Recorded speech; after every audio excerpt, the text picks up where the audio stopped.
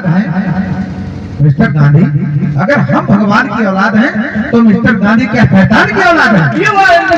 Mister Ambedkar, जब तुम पैदा तक भी नहीं हुए थे तब से मैं और मेरी कांग्रेस तुम्हारी समान के साथ में अच्छी भली बात देखभाल करती चली आ रही, लेकिन मुझे ये उम्मीद नहीं थी।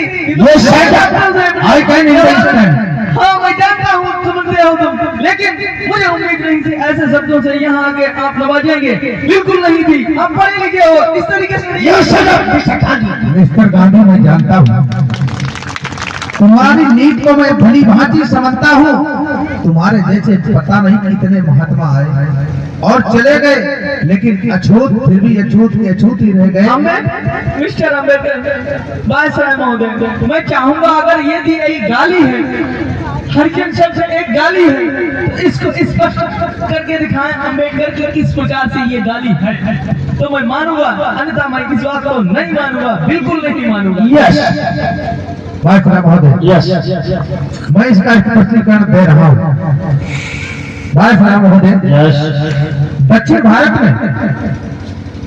भारत में एक प्रथा चलती है, उसमें बड़े बड़े जो मंदिर हैं उन मंदिरों में बड़े बड़े मठाधीश बैठे हुए हैं। बात महोदय, छोटी छोटी बच्चियां 8-8 10-10 साल की बच्चियां कन्यादान के नाम पर वो लोग उनको मंदिर में ले लेते हैं, उनके परिजन समझते हैं, बच्चों के माँ बाप समझते हैं कि हमने अपनी बेटी को भगवान के घर में भेज दिया है।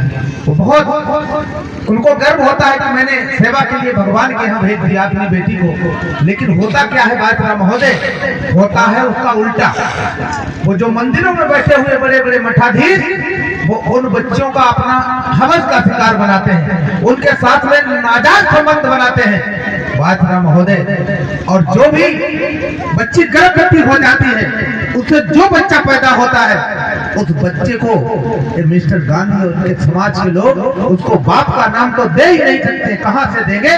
इसलिए बाप का नाम नहीं देते, इसलिए कहते हैं कि भगवान की औलाद है। बात महोदय, इसीलिए हर जगह एक गाली है जो हमारे समाज को बार बार दी जाती है। थैंक यू बात महोदय। जैसे कि अम्बेडकर ने इतनी सफाई के साथ में झूठ को सच, सच को झूठ साबित कर दिया है, तो मैं चाहता हूँ कि मेरे देश में, हिंदुस्तान में इस तरीके की कोई छुआछूत भेदभाव नहीं है।